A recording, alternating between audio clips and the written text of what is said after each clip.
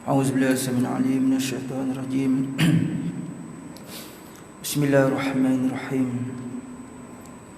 الحمد لله واحد الأحد الفرد الصمد الذي لم يلد ولم يولد ولم يكن له كفوا أحد ليس كمثله شيء وهو السميع البصير. اللهم صل وسلم على سيدنا وحبيبنا وشفيعنا وقرة أعيننا سيدنا ومولانا محمد صلى الله عليه وسلم وعلى آله وأصحابه ومن تبعهم بإحسان إلى يوم الدين. قال سبحانك لا علم لنا إلا ما علمتنا إنك أنت العليم الحكيم. قال رب اشرح لي صدري ويسر لي أمري واحلل عقدة من لساني يفقهوا قولي أما بعد. Alhamdulillah, bersyukur kita kepada Allah Subhanahu Wa Taala. Dengan limpah dan inayahnya dapat sama kita berkumpul pada pagi ini. Mudah-mudahan Allah Subhanahu Wa Taala memberkati dan merahmati kita semua hendaknya, insya-Allah. Amin amin ya rabbal alamin. Yang dihormati Tuan Pengurusi, Tuan Imam Bilal AJK, serta hadirin hadirat muslimin muslimat yang dirahmati Allah Subhanahu Wa Taala sekalian. Insya-Allah dengan kesempatan masa yang sempit ini, inginkan saya menyampaikan yakni berkaitan dengan akidah Ahlul Sunnah wal Jamaah. Jadi InsyaAllah kita akan kupas seberapa sempat yang boleh. Jadi kita teruskan tanpa melengahkan masa lagi. Hadirin hadirat muslimin muslimat yang dirahmati Allah Subhanahu Wa Taala sekalian. Kita sering sebut Ahlul Sunnah wal Jamaah. Akidah Ahlul Sunnah wal Jamaah. Apakah dia itu? Jadi maka telah berkata musannif rahimahullah taala, qala musannifu rahimahullah taala wa nafa'na bi ulumihi fi daraini amin amin ya rabbal alamin. Jadi kita tengoklah kitab yakni I'tiqad Ahlussunnah wal Jamaah yang dikarang oleh Kiai Haji Sirajuddin Abbas. Jadi diartikan Ahlussunnah wal Jamaah, apa dia? Arti ahli sunnah ialah menganut sunnah Nabi. Erti wal jamaah, sunnah tu sunnah Nabi. Ni pada segi bahasa lah. Wal jamaah, apakah maksud wal jamaah itu? Iaitu menganut i'tiqad. I'tiqad ni pegangan. Sebagai i'tiqad jamaah sahabat Nabi. Jadi kalau kita satukan akidah ahli sunnah, yakni i'tiqad pegangan daripada sunnah Nabi dan para sahabat Nabi. Tu kena faham. Awal-awal lagi kena faham, yakni berpegang dengan sunnah Nabi dan para sahabat Nabi. Tetapi ada satu pandangan lain menyatakan bahawasanya mereka itu kata dekat sahabat, mereka kutuk sahabat, maka itu tidak termasuk daripada akidah ahli sunnah wal jamaah. Jadi yang tu kita kena faham mula-mula sekali, yakni mengikut sunnah Nabi dan jemaah tu termasuk daripada sahabat Nabi. Nanti kita kupaskan, nak bagi definisi dulu. Kemudian kaum ahli sunnah wal jamaah ialah kaum yang menganut i'tiqad sebagai i'tiqad yang dianut oleh Nabi sallallahu alaihi wasallam dan sahabat baginda. Lepas tu pula macam mana i'tiqad Nabi? Sebab kita ikut sunnah. Kita i'tiqad apa yang Nabi lakukan, maka Nabi tu dia ikut mana?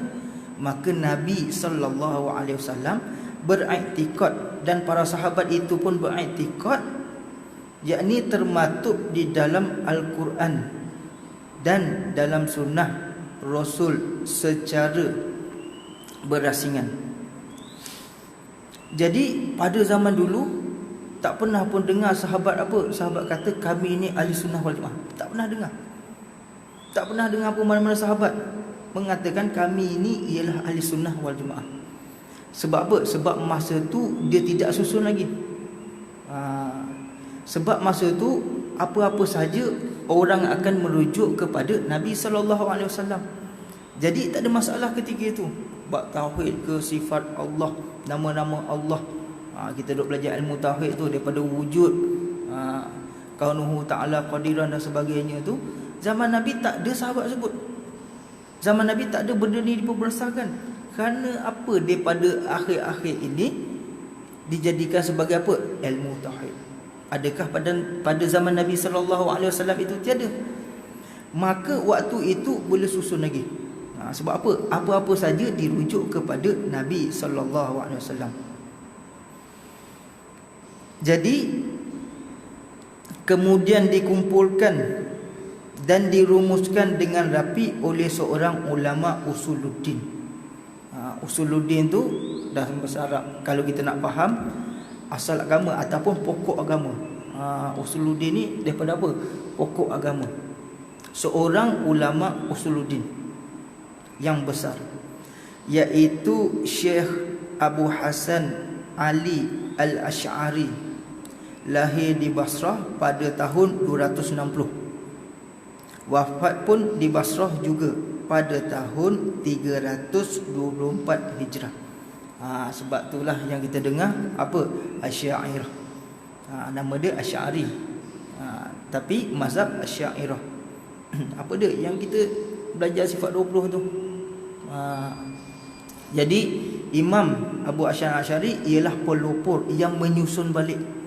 Sebab apa? Nanti ada hadis Nabi menyatakan akhir zaman ini manusia akan berpecah kepada 73 golongan.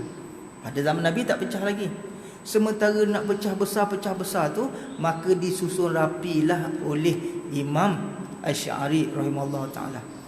Jadi nanti kalau orang tanya, kamu mazhab apa? Fiqh. Kami mazhab Asy-Syafi'i. Adapun akidah kamu mazhab apa? Asy'ari. Tu mazhab kita, akidah. Sebab apa kita perlu belajar akidah ni? Sebabnya daripada akidah itu asal usul. Usul daripada apa? Daripada agama. Kalau kita terpesong sikit, maka habislah puasa kita, zakat kita, amalan baik kita dan sebagainya habis. Sebab apa? Sebab akidah tu terpesong. Jadi kita nak belajar berkaitan dengan akidah dan sebagainya ialah satu kewajipan. Kerana apa? Kerana kalau kita tak belajar, takut apa? Takut terpesong. Jadi setiap kewajipan itu ialah tuntutan. Kalau kita buat dapat pahala, tidak buat dapat dosa. Jadi kita tidak tahu akidah kita, bererti kita tidak melakukan kewajipan. Apabila kita tidak melakukan kewajipan, maka dosalah ke atas kita. Sebagai contoh, disuruh oleh Allah Subhanahu Wa Taala perintahkan kepada kita solat wajib, tapi kita nak solat tak tahu solat. Jadi belajar ilmu solat itu wajib. Selagi mana kita tidak belajar ilmu untuk solat itu, selagi itu kita berdosa. Tidak melakukan solat dah berdosa dah. Satu. Lepas tu tak belajar ilmu solat, berdosa juga. Sebab apa? Sebab benda yang wajib, apa saja kita tidak melakukan benda yang wajib, maka kita akan dosa. Jadi orang yang tak tahu solat dan tak solat itu berdosa, dua kali dosa. Tetapi orang tahu solat, dia tak solat, dosa juga, satu. Okey. Lepas tu pula,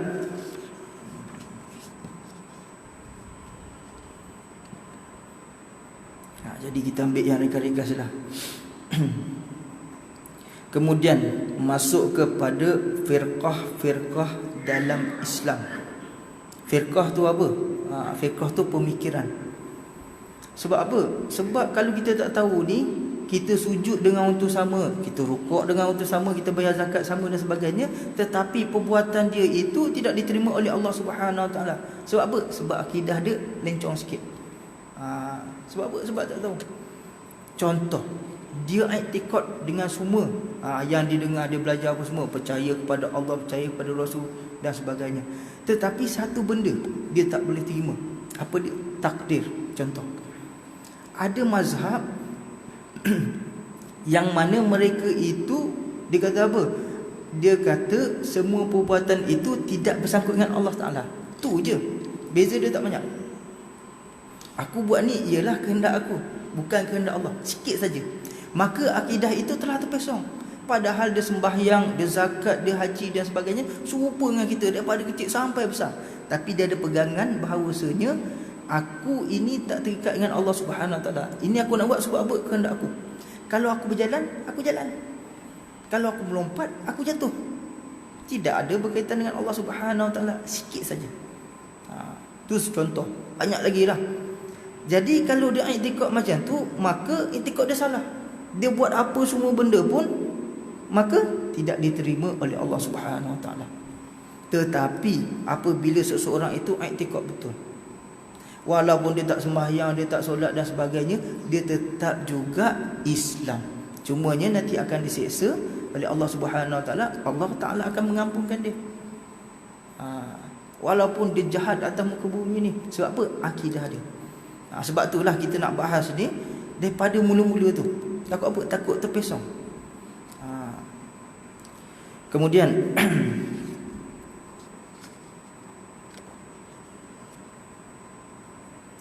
maka sabda Nabi sallallahu alaihi wasallam, riwayat Abu Daud, kalau boleh rujuk kitab Abu Daud juzuk yang keempat, muka surat 201. Jadi kita baca mafhum saja, tak sempat nak baca matan dia. Maka bahawasanya siapa yang hidup lama, ni Nabi sallallahu alaihi wasallam sabda, siapa yang hidup lama di antaramu nescaya akan melihat perselisihan faham yang banyak. Ketika itu pegang teguhlah sunnahku dan sunnah Khalifah Ar-Rasyidin yang diberi hidayah. Pegang teguhlah itu dan gigitlah dengan gigit gerahammu. Makna kata Nabi SAW bersabda, nanti akan datang. Bila? Akan datang nanti, kalau kamu ni hidup lama, seolah begitu. Nabi duduk cakap dekat depan sahabat, kalau kamu hidup lama, kamu akan nampak nanti perselisihan faham. Ini ialah apa dia? Mukjizat Nabi SAW. Padahal Nabi cerita 1400 tahun, tapi dia cerita akan datang. Jadi waktu ni pun dah banyak perselisihan faham. Lepas tu Nabi pesan apa? Suruh pegang teguhlah sunnah Nabi dan sahabatku. Jadi dia tak lagi sunnah Nabi dan sahabat. Yakni diumpamakan Nabi apa dia? Gigit dengan gigi gerham. Kalau kita makan apa, kalau kita gigit dengan gigi biasa tu tak ada apa. Tapi kalau gerham tu, makanan keras pun boleh hancur. Makna kata kalau akhir zaman ni, peganglah dengan sunnah Nabi dan para khulafa ar-rasyidin. Nak sebut tu. Sebab apa? Sebab nanti akhir nanti ada perselisihan faham. Nama Islam, dalam IC Islam, sembahyang, tapi akidah lain. Syiah pun sembahyang, tapi akidah dia lain. Udah buat haji juga, tapi lain. Adakah diterima oleh Allah Subhanahu Wa Taala? Yang tu kita kena tengok. Itu. Kemudian tujuan hadis ini terang bahawa akan ada perselisihan faham di dalam lingkungan umat Islam, dan bahawa Nabi Muhammad sallallahu alaihi wasallam menyuruh umat Islam ketika melihat perselisihan itu supaya berpegang teguh dengan sunnah Nabi dan sunnah Khalifah Ar-Rasyidin. Tu pada waktu tu akan ada perselisihan. Orang ni kata dia betul, orang ni kata dia salah. Dia kata apa? Imam Syafi'i tak betul, ulama ni tak betul, Imam Malik ikut cara dia je nak apa, nak menyampaikan hadis. Sekarang ni dah ada dah. Jadi waktu tu macam mana? Kita kena pegang dengan sunnah Nabi sallallahu alaihi wasallam. Kemudian Nabi bersabda lagi, riwayat Al-Tirmizi juzuk yang ke-7, muka surat 63.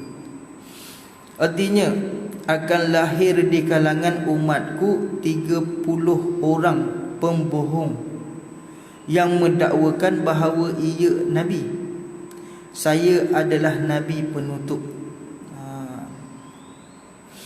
Tidak ada lagi Nabi sesudahku. La ba'di. Tak ada Nabi sesudahku. Jadi Nabi dah cakap dah awal. Lepas ni ada 30 orang Nabi. Apa dia? Akan mengaku Nabi. Padahal aku yang terakhir, kata Nabi. La ba'di. Tak ada selepas ni. Aku yang last.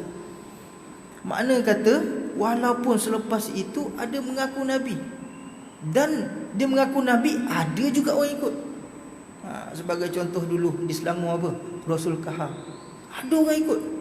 Sebab apa? Ajaran-ajaran sesat dan terpesong ni, sebab apa orang boleh ikut? Buatlah ajaran sesat apa pun, insya-Allah ada orang ikut. Ajaran Ayah Pin, Guru Ya, Rasul Dahri dan sebagainya. Sebab apa? Sebabnya dicampur oleh syaitan masuk dalam hati itu. Sebab apa? Syaitan ni di antara kerjanya ialah nak memesongkan akidah. Sampai dia ikut ajaran sesat tu bersungguh-sungguh, habis korban jiwa, raga, harta benda dan sebagainya, padahal tahu ajaran tu sesat. Oleh kerana apa? Nak ceritanya, pecahan itu tidak mustahil, orang akan ikut. Jadi kalau nak pengikut tu, cuba buat ajaran sesat, insya-Allah ada orang ikut. Kalau kita buat apa tak ada orang nak ikut, tapi kalau buat ajaran sesat, insya-Allah ada orang ikut. Sebab apa? Sebab syaitan.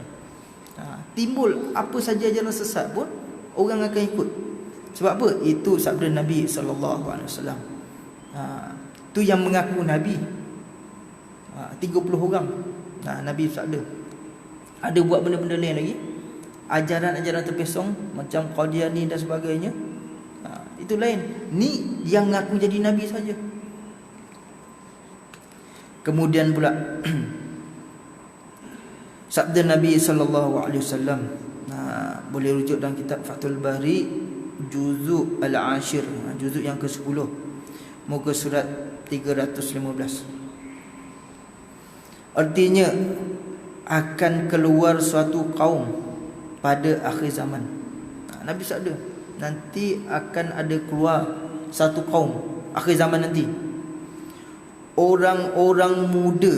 Dengar, orang-orang muda berfaham buruk mereka.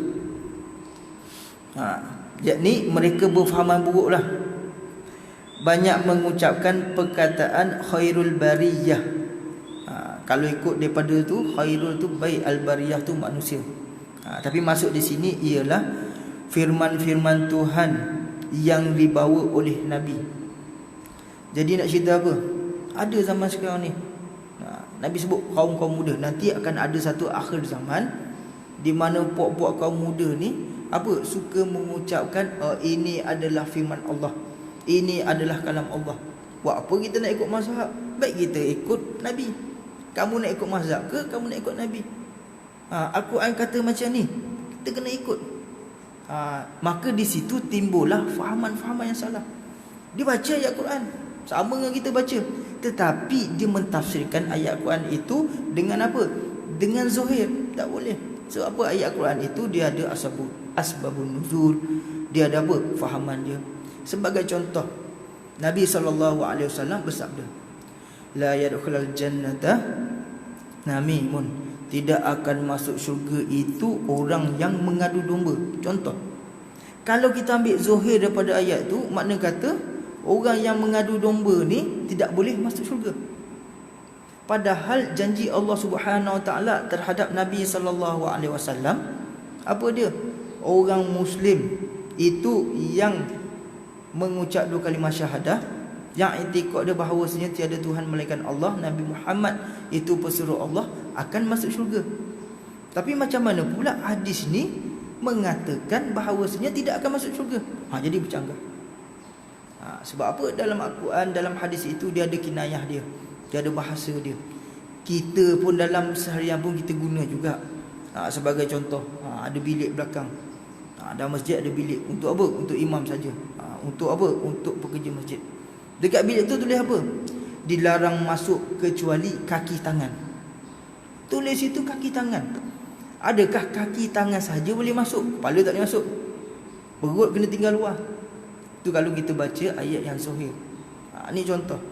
Jadi ada kaum-kaum muda ni, dia apa? Dia bahas ayat Quran tu ikut suka dia.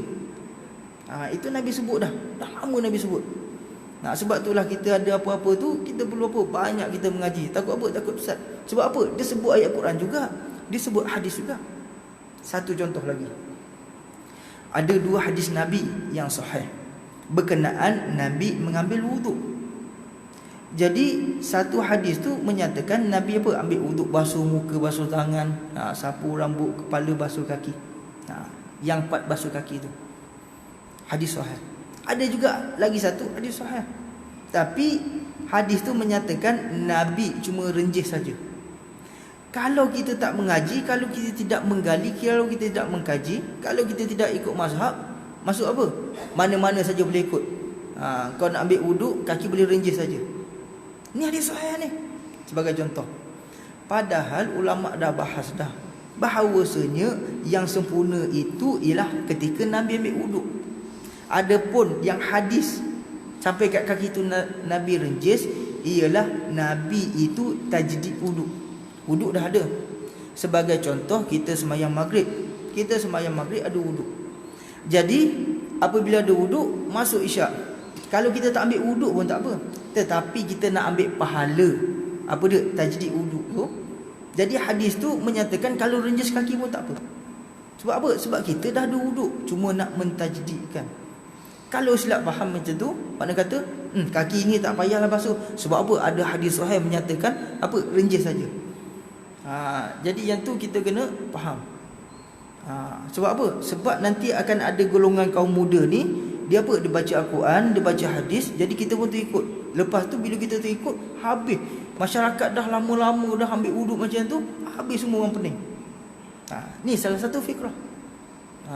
Ni Nabi dah sabda dah. Kemudian pula iman mereka tidak melampaui kerongkongan mereka. Makna kata iman mereka tu nipis saja, pandai cakap saja, sedap cakap saja, padahal duduk kat kerongkong, tak masuk dalam lagi. Duduk kat kerongkong, tak sembahyang ke tidak dan sebagainya. Tapi kalau cakap memang cakap semua orang boleh terpukau, cakap tu semua orang boleh apa? Boleh ikut. Padahal iman dia sampai kerongkong saja. Mereka keluar dari agama sebagai meluncur anak panah dari busurnya. Kalau orang-orang ini berjumpa denganmu, lawanlah mereka. Hadis sahih riwayat Imam Bukhari, Fathul Bari, juzuk yang ke-10 halaman 315. Jadi kita nak kata benda-benda ni, sebab itulah kalau kita belajar akidah ahli sunnah ni, apa yang datang tu kena sebut sekali dia punya hadis. Sebab apa? Jadi orang kata kita tipu. Jadi kalau tak percaya boleh rujuk balik. Jadi di sini apabila kita jumpa orang ni, lawanlah ataupun kita lari. Sebagai contoh, apabila kita mendengar, contoh kita mendengar kuliah, ada orang bagi kuliah kat depan tu, tapi kuliah dia ni cerita pasal orang saja, kutuk orang dan sebagainya, maka diperintahkan oleh Nabi SAW apa? Supaya keluar, sehingga mana dia tidak kata kat orang, ataupun dia kata benda-benda yang buruk. Kerana apa? Kerana orang yang bercakap dan orang yang mendengar itu seumpama, sama saja. Orang yang mencarut, orang yang bercakap itu, dia punya dosa 30, sama yang kita dengar tu. Sebab tu kalau kita duduk majlis orang yang mengumpat dan sebagainya, orang kata benda tak elok, kata kok lama dan sebagainya, bangun, keluar, sehingga dia kata benda yang elok, baru kita masuk. Kerana apa? Kerana dia punya dosa seumpama. Jadi kalau kita tidak mampu lawan dengan mereka ni, apa dia? Keluar je lah, tak payah dengar. Kenapa? Ini ialah pesan Nabi SAW. Sebab apa? Sebab takut terracun. Sebab apa? Kadang-kadang kata-kata yang memukau tu, kalau tidak ajaran sesat tu, tak adalah orang ikut. Sebab apa? Kata-kata dia memukau.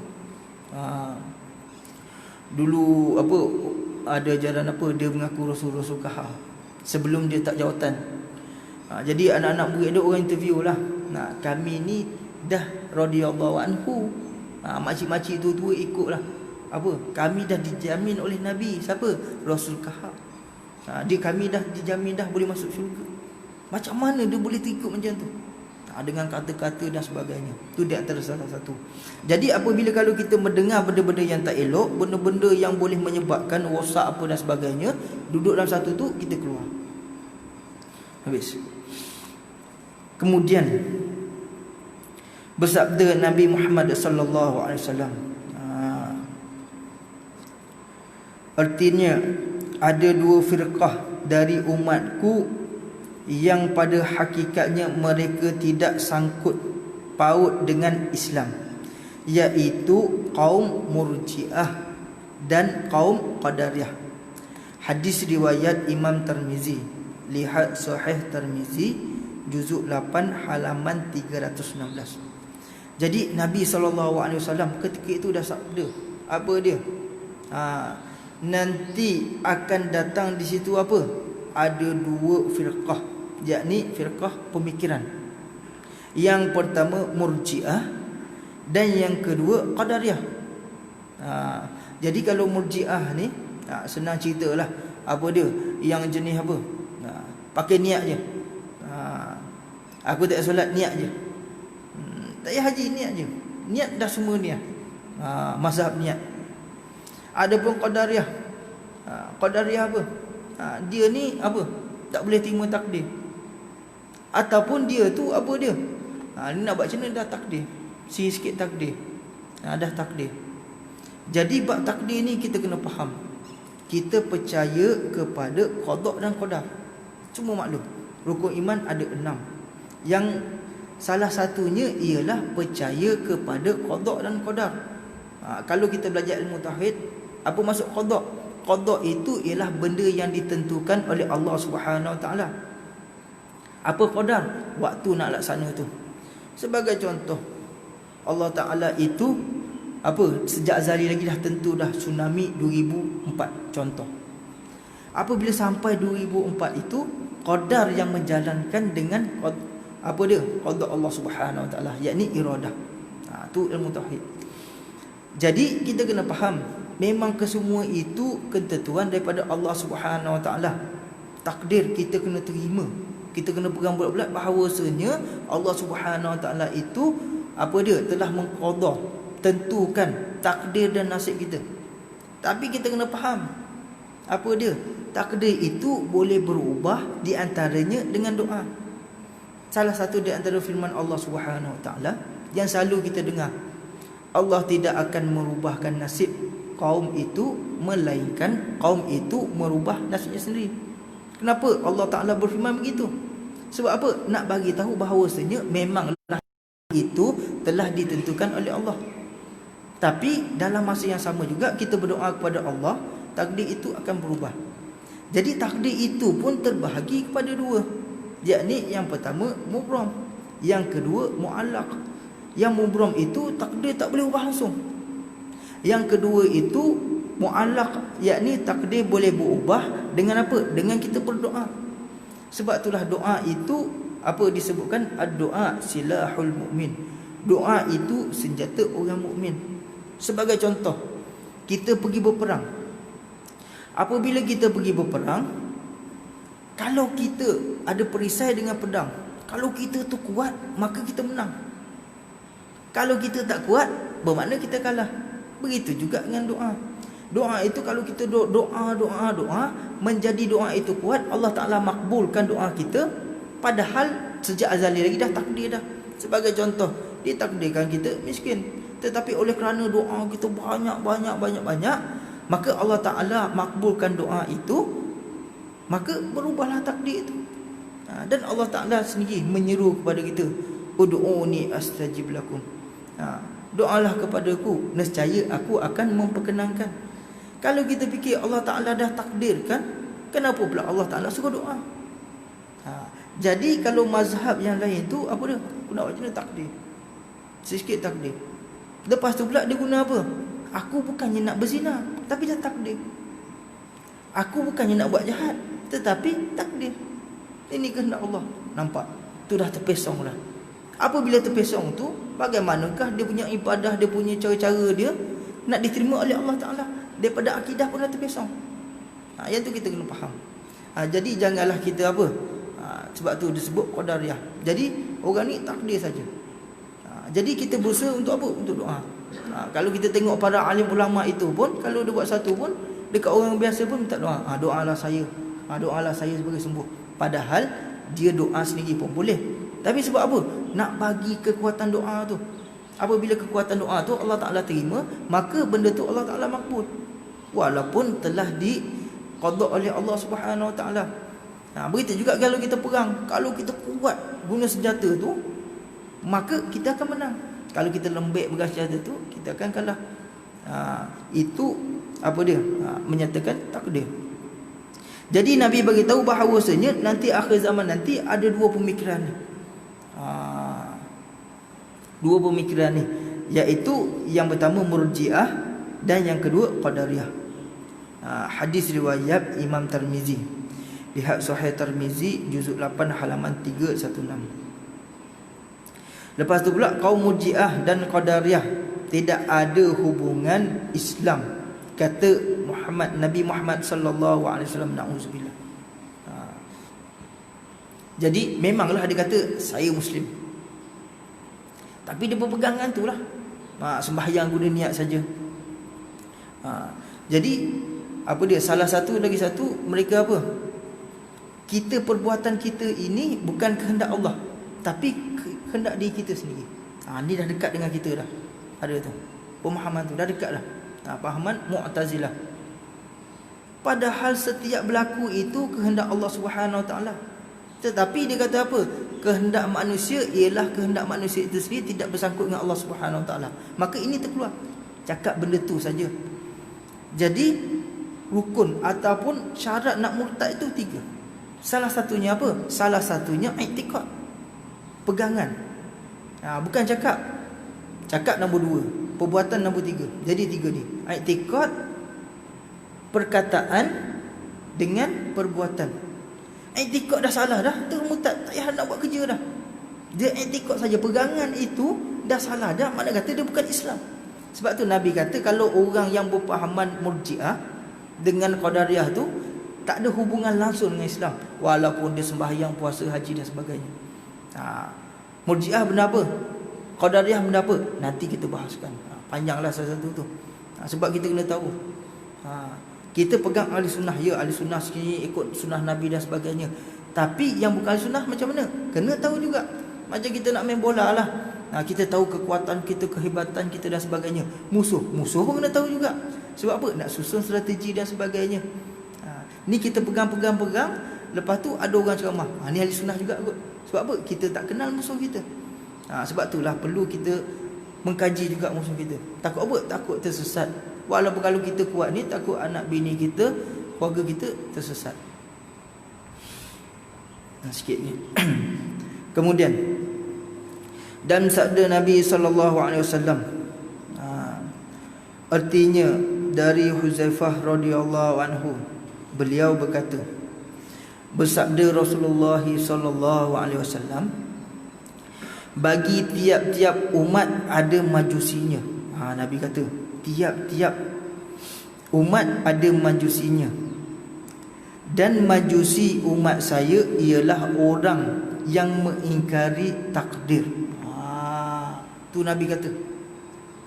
Sebab ada mazhab tu dia mengingkari takdir, tak boleh nak terima.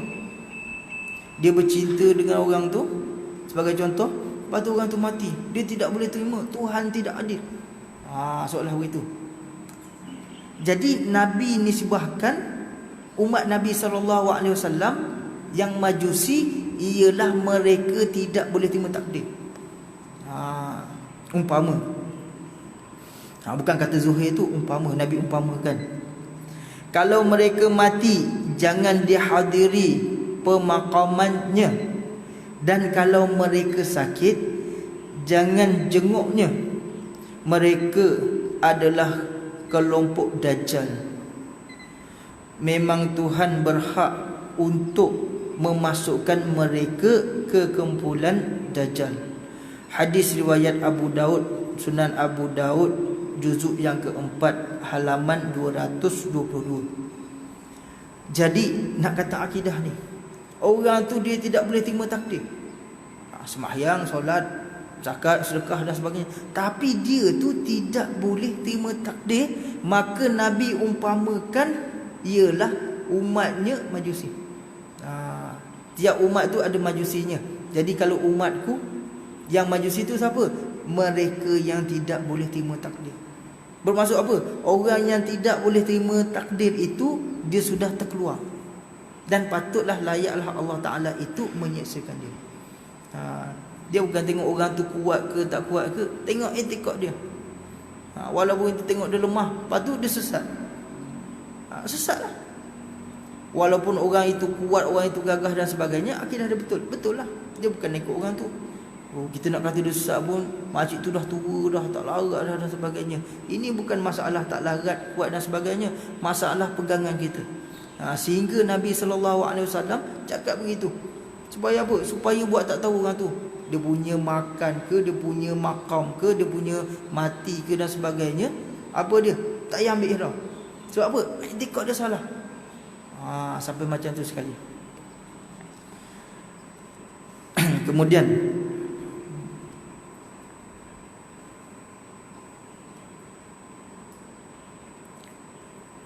tersebut dalam kitab hadis begini.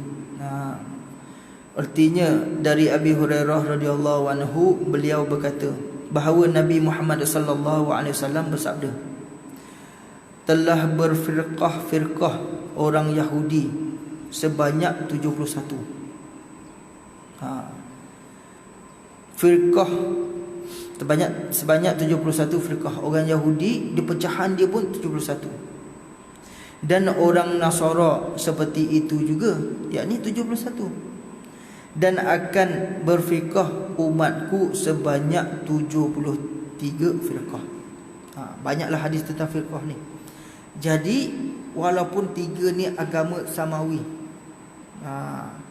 daripada Yahudi, daripada Nasara, daripada agama Islam, maka ketiga-tiga ini pun pecah. Dan yang paling teruk pecah sekali ialah agama Islam. Lebih sikit daripada agama Yahudi dengan agama Nasrani. Agama Nasrani pecah 71. Kita tengok gereja pun banyak juga pecah. Yahudi pun banyak juga pecah, ada baik ada buruk dan sebagainya.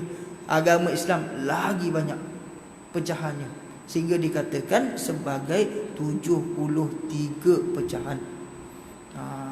Jadi lepas ni kita akan tengok pecahan-pecahan dia. Sebab apa? Nak kena tahu. Takut kita ni sebenarnya kita dah pegang mazhab ni. Sebab apa? Sebab tak tahu. Okey, cukup sekadar tu. InsyaAllah masa pun tidak mengizinkan kita. Semua yang baik itu datang daripada Allah Subhanahu Wa Taala, yang buruk itu datang daripada kelemahan diri saya sendiri. Kalau ada terkasar bahasa, tersilap kata, mudah-mudahan Allah Subhanahu Wa Taala mengampuni kita dan memberkati kita hendaknya, insya-Allah. Amin amin ya rabbal alamin.